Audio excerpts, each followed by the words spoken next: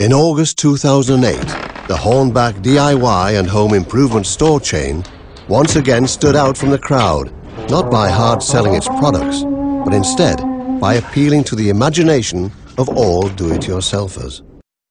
In doing so, it created a poetic promise that only a company of that size and with that product variety could possibly make good on. The connected print and poster campaign started soon after.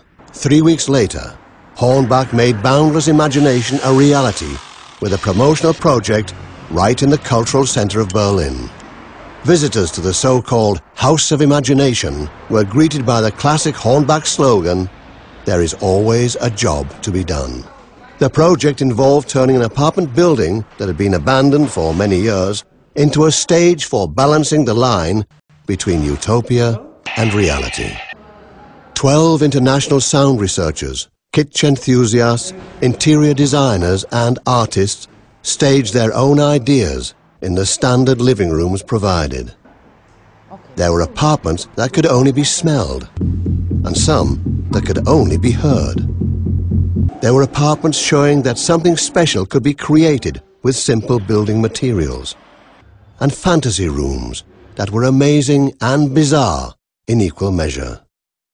There were also drawn apartments and children's apartments.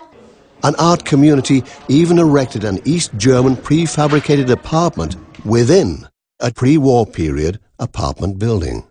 More than 2,000 people attended the official multimedia opening, quickly testing the limits of the House of Imagination and its surroundings.